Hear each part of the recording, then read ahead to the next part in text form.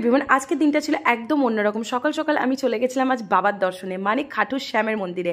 আর এটা রানীগঞ্জে প্রতিষ্ঠিত হয়েছে খাটু শ্যামের মন্দির। আমি কিন্তু জয়পুর গিয়েও যাই না, বাবার দর্শন কেন পাইনি বা আমার ওখানে যাওয়া হয়ে ওঠেনি, তাই জন্য আমার মনে প্রচুর খারাপ লাগা ছিল, কাজ করছিল।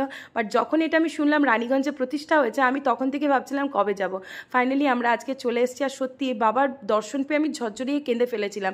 মানে আমার এতই ভালো লাগছিল, তোমাদেরকে বলে বোঝাতে পারবো না। আর সবাই কিন্তু কমেন্টসে লিখো জয় খাটু শ্যাম। আর এমন কোনো মনের আশা তো মানে আশা পূর্ণ হয় না বাবার কাছে গিয়ে, এরকম হতেই পারে না। মানে এটা কি বলবো তোমাদের কাছে, তোমরা গিয়েই বুঝতে পারবে যে কতটা শান্তি, কতটা মানে ওখানে ভালো লাগা তোমাদের কাজ করবে। আর এখানে কিন্তু খাটু শ্যামের মন্দিরের আশেপাশে আরও অনেক মন্দির রয়েছে, আমরা সেখানেও পুজো করে নিলাম। আসানসোল এসে কিন্তু আমরা একটু আখের জুস খেয়ে নিলাম। আর কারা কারা তোমরা খাটু শ্যামের মন্দিরে গেছো আমাকে কিন্তু কমেন্টস করে জানিও। আর আজকের ব্লগ ভালো লাগলে শেয়ার করে দিও। Bye bye.